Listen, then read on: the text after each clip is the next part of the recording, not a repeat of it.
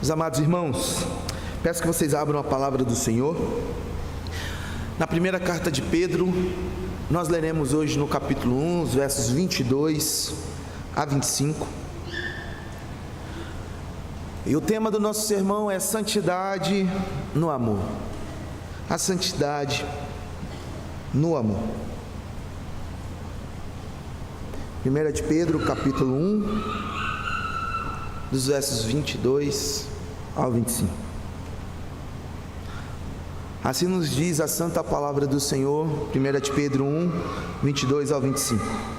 Tendo purificado a vossa alma pela vossa obediência à verdade, tendo em vista o amor fraternal não fingido, amai-vos de coração uns aos outros ardentemente, pois fostes regenerados, não de semente corruptível, mas de incorruptível, mediante a palavra de Deus, a qual vive e é permanente.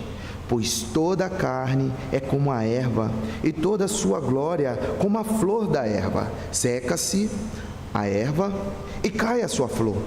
A palavra do Senhor, porém, permanece eternamente. Ora, esta é a palavra que vos foi evangelizada. Até aqui a palavra do Senhor. Gostaria de começar esse sermão fazendo uma pergunta para aqueles que têm irmãos. Como é o amor de um irmão? Geralmente, quando nós falamos nisso, logo nós nos lembramos que os irmãos, eles amam de um jeito diferente, mas tem o amor ali, Eu amo meu irmão, mas eu não consigo às vezes falar para ele que eu o amo. Então, nós conseguimos ver mais as brigas dos irmãos, por exemplo, quando alguém quer assistir um canal da TV e o outro quer assistir um outro canal, começa a briga. Quando vai dividir ou repartir o bolo, conta certinho o tamanho do pedaço para ver se o outro não ficou com o pedaço maior. Eu não sei se isso já aconteceu com vocês, mas já aconteceu isso comigo. Por vários motivos nós brigamos com os nossos irmãos, mas há algo muito lindo que acontece conosco. No final nós sempre terminamos unidos. O seu irmão de sangue pode ser a pior pessoa que tem, e você sabe disso. Olha, você não presta, mas se alguém falar isso do seu irmão, aí você fica o quê? Bravo, e vai confrontar. Olha, eu não quero que você fale isso do meu irmão, não. Nós defendemos os nossos irmãos. O que eu estou querendo dizer com isso, meus irmãos? Hoje nós vamos aprender sobre a santidade no amor. Talvez nós não sejamos irmãos de sangue, mas nós somos irmãos da fé, cremos no mesmo Deus, pertencemos ao mesmo corpo, o corpo de Cristo Jesus. Há briga na igreja? Há discussões na igreja? Infelizmente sim. Mas no final nós precisamos entender: eu sou irmão de vocês, e vocês são os meus irmãos. Nós precisamos caminhar então em santidade, em amor.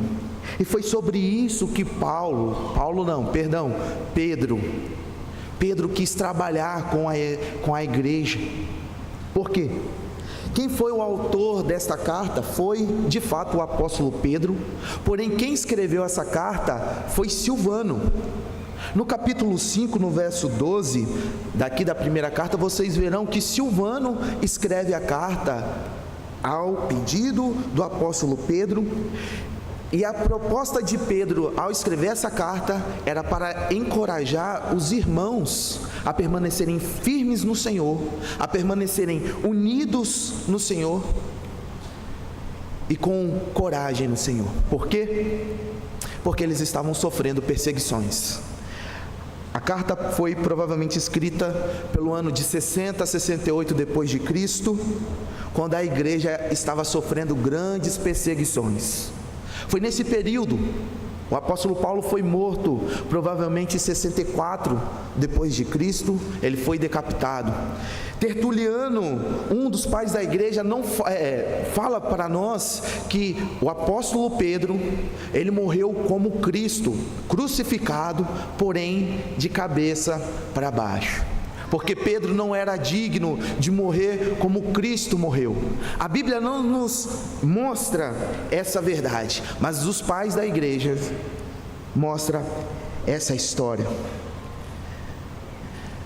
Foi em 64, dia 19 de julho de 64, que houve uma das piores barbáries que aconteceu em nosso meio no cristianismo. Pois Nero era o imperador de Roma, e ele viu que o cristianismo, os crentes estavam crescendo, estavam se levantando, e tinha mais crentes do que o povo ali do Império Romano. Então o que ele faz? Ele coloca fogo em uma cidade, e ele coloca a culpa em alguém. Quem é o culpado? Olha, foram os crentes, foram os cristãos que botaram fogo na cidade. A partir desse momento, então, os crentes são perseguidos. Os crentes, então, são levados à morte. Pedro vai dizer que o Império Romano era considerado como a Babilônia daquele momento. Em 1 de Pedro, no capítulo 5, no verso 13. Por que ele vai dizer sobre isso? Porque o povo estava sofrendo como o povo de Deus sofreu no passado. Nós sofremos no passado, Pedro está querendo dizer. Nós estamos vivendo a Babilônia agora. Vocês estão sofrendo perseguições, mas saibam, não se esqueçam, o Senhor dos Senhores está com vocês. Deus está caminhando com vocês. A igreja de Cristo então foi incentivada a permanecer firme no Senhor, crendo que o Senhor estava no controle da vida deles. O sofrimento daquele presente momento não poderia ser comparado por aquilo que haveria de vir. Por isso Pedro vai trabalhar nesse primeiro momento o ponto da eleição, da regeneração, da santificação, mostrando que nós somos regenerados em Cristo Jesus. O que é uma pessoa regenerada? Quando nós participamos aqui desse sacramento do batismo, quando há uma água caindo na nossa cabeça, nós estamos dizendo para o mundo que nós estamos recebendo o selo de que nós somos regenerados, que nós recebemos o lavar regenerador de Cristo. Quando nós participamos da mesa do Senhor, nós também estamos declarando para o mundo que nós servimos a um Senhor, e a esse Senhor que nós viveremos até que Ele venha. E foi justamente isso que Pedro está trabalhando com essa igreja, a permanecer firme no Senhor. Ele vai dizer no capítulo 1, logo no início, ele vai trabalhar a ideia dizendo: Paulo e apóstolo de Jesus Cristo, aos eleitos que são forasteiros da dispersão no ponto da Galácia, Capadócia, Ásia e Bitínia. Pedro está trabalhando, falando para aqueles que estavam espalhados. Se nós pensássemos hoje, em nosso dia, está acontecendo as perseguições aqui no Brasil, e a igreja de Cristo, vários estão morrendo por nome de Cristo, mas a igreja de Cristo está espalhada por este país. A igreja de Cristo está anunciando o nome de Cristo até que Ele venha. Se chegasse agora, meus irmãos, alguns soldados do exército dizendo: feche a igreja, porque isso aconteceu há alguns anos. Mandaram fechar as portas da igreja. A igreja se calou nesse período. A igreja respeitou, mas a igreja colocou também e se colocou como linha de frente para anunciar do Evangelho. Talvez algo que aconteceu nesse período da pandemia foi que muitos que tiveram suas portas fechadas agora começaram a anunciar o Evangelho pela internet. E o que aconteceu? Vamos silenciar diabo pensando. Vamos colocar uma doença, vamos colocar algo para acabar com o cristianismo. Mas o que aconteceu? Vários irmãos saindo de seitas, vários irmãos saindo de outras religiões, agora conhecendo o Evangelho. Por quê? Porque eles começaram a olhar a internet, começaram a ver o Evangelho sendo anunciado. Nós, meus irmãos, somos chamados então de eleitos do Senhor, separados pelo Senhor, para servir e adorar a esse Senhor. Dos versos de 3 até o verso 12 do primeiro capítulo de Pedro, Pedro vai trabalhar a ação do Deus triuno, do Deus que salva, do Deus que elege, do Deus que salva e morre, e do Deus que aplica a salvação. Nós vemos a ação do Deus Pai, do Filho e do Espírito Santo neste primeiro momento. Mas algo que eu vou trabalhar com vocês está aqui no verso 4, que lá na frente eu vou lembrá-los, que diz: para uma herança incorruptível, sem mácula, imarcessível, reservada nos céus para vós outros. Ele vai querer trabalhar em todo o tempo. Sejam encorajados, fiquem firmes, pois vocês têm a semente incorruptível no coração de vocês. Vocês têm o Evangelho na vida de vocês. Podem sofrer? Sim, mas permaneçam firmes.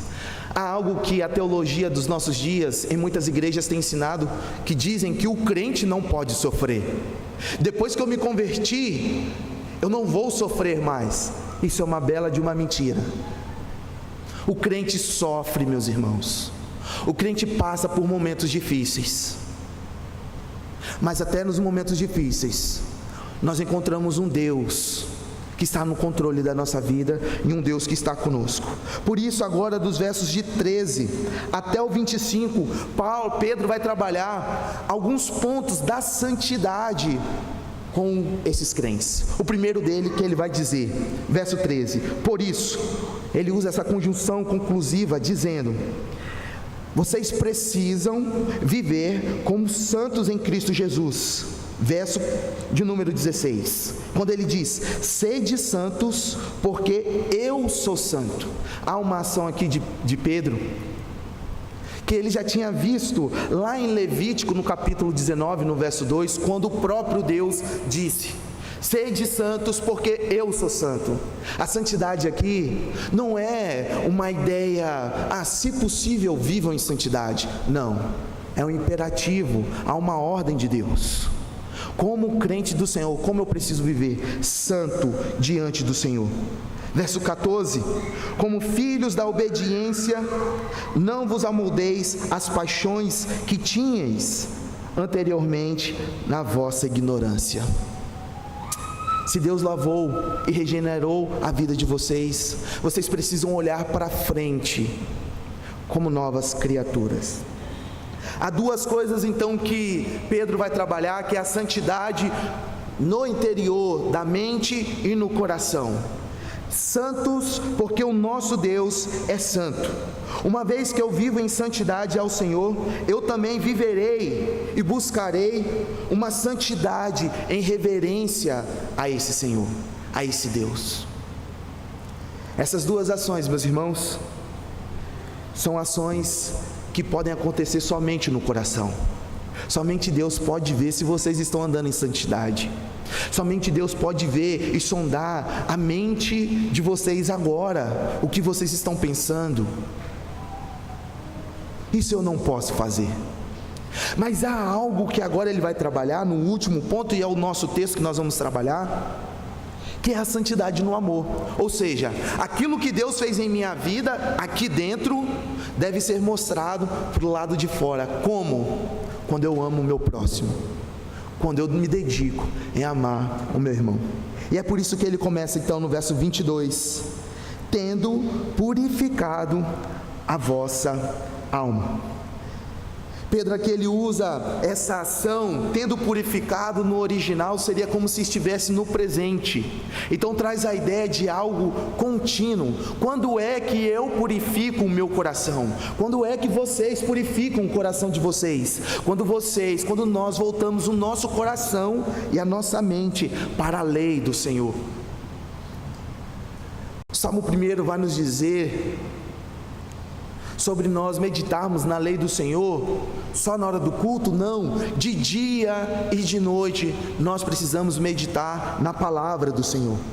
E é justamente isso que Pedro vai dizer: purifique a vossa alma, tenha um filtro na vossa alma. Eu estou falando tanto de Paulo aqui, porque lá na igreja nós estamos trabalhando com a carta aos Filipenses, e Paulo também vai trabalhar essa ideia sobre a santificação, sobre a comunidade, sobre a igreja de Cristo. Em Filipenses no capítulo 1, no verso 6, Paulo vai dizer o seguinte para aqueles irmãos: que ele estava plenamente certo daquele que começou boa obra na vida daqueles crentes, que ele haveria de completar no dia de Cristo Jesus. O que isso então tem a ver conosco, meus irmãos? Até o dia de Cristo Jesus, nós precisamos purificar a nossa mente, a nossa alma. No verso 27 do capítulo 1, o apóstolo Paulo vai dizer que nós precisamos viver, acima de tudo, de modo digno do Evangelho. Alguém que vive como cidadão dos céus, alguém que vive com a sua mente na eternidade. E ali ele vai terminar no verso 27, dizendo, para eles estarem firmes em uma só alma, como um só Espírito, lutando juntos pela fé evangélica. Pedro aqui agora também está dizendo a mesma coisa para nós: tendo purificado a vossa alma na palavra de Deus, pela vossa obediência à verdade. Quem é a verdade? A palavra do Senhor, como nós lemos, a tua palavra é a verdade, como foi dito pelo presbítero Galdino em João 17, verso 17. A palavra de Deus é a verdade para a nossa alma. A palavra de Deus é a palavra que transforma a nossa vida. Ele vai terminar dizendo: purifique a vossa alma na obediência à verdade, tendo em vista o amor fraternal, não fingido, amai-vos de coração uns aos outros. A palavra amor aqui então aparece por 2 vezes. No original, essa palavra pode ser traduzida de algumas maneiras. Por exemplo, o amor, tem o amor que é aquele que nós temos pelo Senhor, que Deus tem por nós, se chama amor ágape. Já o amor que nós temos pelo nosso irmão é um amor filéu. Agora, o amor que eu tenho pela minha esposa é um amor eros, né? E dali nós vamos aprendendo que a partir desse amor eu posso tirar algumas lições. Por que Pedro escreveu sobre esses 2 amores? Porque o primeiro amor que ele escreve é um amor filéu, é um amor de irmão. Então ele vai dizer, tendo em vista o amor não fingido. A ideia aqui é: ame seu próximo, mas sem mentira. Ame seu irmão de todo o seu coração. Ame seu irmão, ainda que ele vacile contigo. Por isso que Paulo, quando ele vai dizer, estou plenamente certo de que aquele que começou boa obra em vós há de completar. Por que ele diz isso? Porque ele tem em mente: eu estou lidando com pessoas que estão na caminhada cristã, que enquanto não estiverem com Cristo na eternidade, elas não estão prontas plenamente. Eu e você, meus irmãos, nós seremos plenos, nós teremos o nosso corpo pleno quando nós estivermos na eternidade com o nosso Senhor Jesus Cristo. O amor não fingido precisa ser vivido então na igreja de Cristo. Como, pastor? Como eu vivo um amor não fingido? Me dedicando cada vez mais em amar o meu próximo. Mas, pastor, não é fácil amar o meu irmão. Mas o que a palavra de Deus nos diz? Tenha um amor fraternal não fingido. É suportando, sendo suporte para o seu irmão na caminhada cristã. Mas isso só vai acontecer quando vocês tiverem um amor de coração uns aos outros. E é interessante que esse amor é o amor ágape. Se o primeiro amor era de um irmão, um amor de irmão, agora esse amor que vem de Deus nos faz amar o nosso próximo de todo o coração. Não tem como, meus amados irmãos, como nós lemos na nossa liturgia, dizer que eu amo a Deus, ó Deus, eu te amo.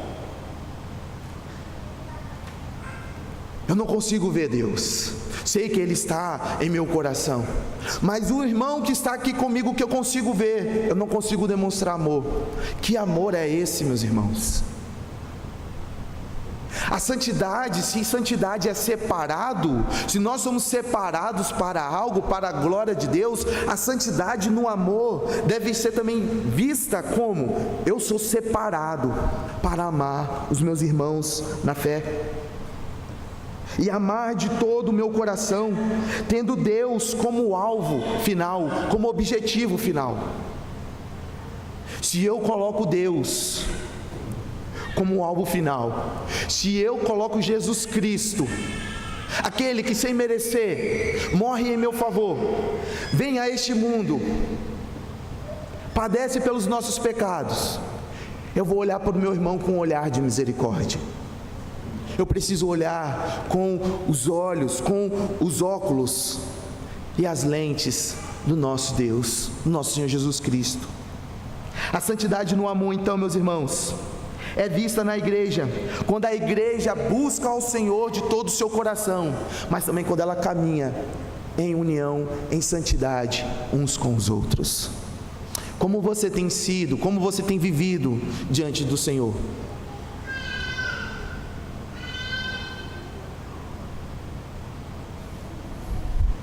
Nós precisamos pensar como eu tenho vivido como crente.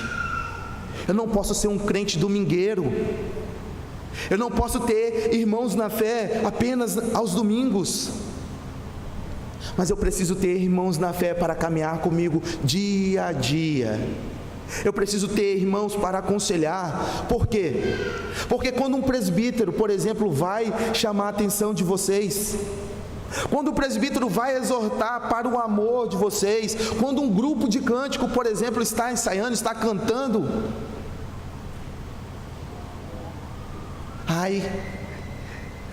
a pessoa não gostou do jeito que eu toquei, a pessoa não gostou do jeito que eu cantei. Começam as brigas, começam as rachas dentro da igreja, por coisas fúteis. Por quê? Primeiro, falta maturidade para a igreja, em alguns aspectos.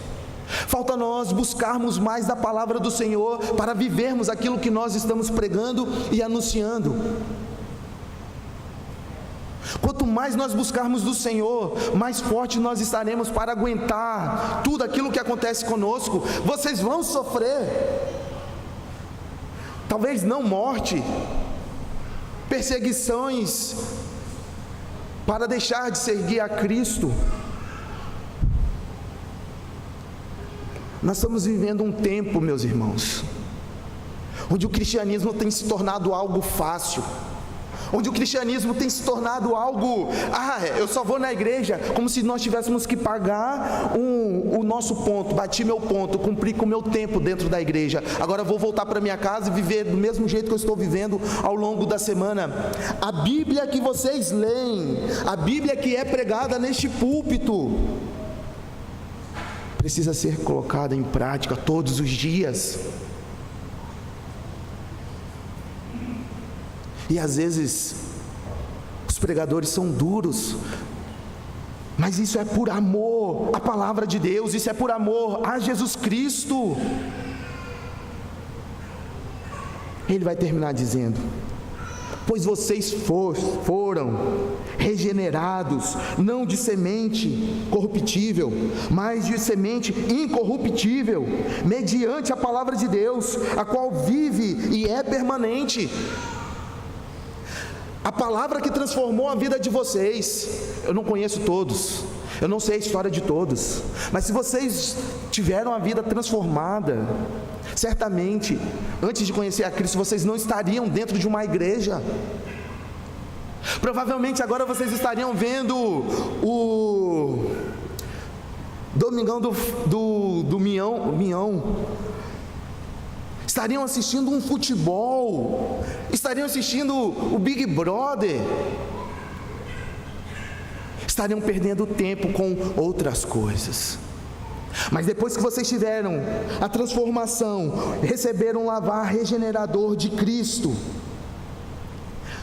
vocês podem entender porque vocês podem se dedicar no amor fraternal, na santidade, no amor, porque vocês receberam da semente que jamais será destruída. Verso 24 termina dizendo: pois toda a carne é como a erva, e toda a sua glória é como a flor da erva. Seca-se a erva e cai a sua flor. A palavra do Senhor, porém, permanece eternamente. Ora, esta é a palavra que vos foi evangelizada. A mesma palavra que foi pregada e ensinada no passado, é a palavra que deve ser ensinada hoje. Do Cristo que veio, padeceu, mas ressuscitou ao terceiro dia, e um dia levará a sua igreja para a eternidade. Meus irmãos, se nós não temos o desejo de participar da comunhão, se nós não temos o desejo de vir à casa do Senhor aos domingos, para que nós queremos pensar na eternidade? A eternidade não é para você. A eternidade é para aqueles que desejam viver em comunhão aqui na terra já com seus irmãos. É cantar: eu preciso de você, você precisa de mim, e nós precisamos de Cristo. Até quando? Até o fim. Que Deus nos ajude, meus amados irmãos, a viver em santidade, a viver em amor ao nosso Senhor. Que vocês sejam encorajados ao longo da semana a se dedicarem em orar mais pela igreja do Senhor. Um dos desejos e uma das coisas que Satanás faz é trazer e jogar sementes para querer trazer confusões e brigas para o nosso meio. Mas nós podemos orar e pedir ao Senhor para nós sermos unidos, permanecermos com uma só mente, com um só propósito, e juntos lutando firmes pela fé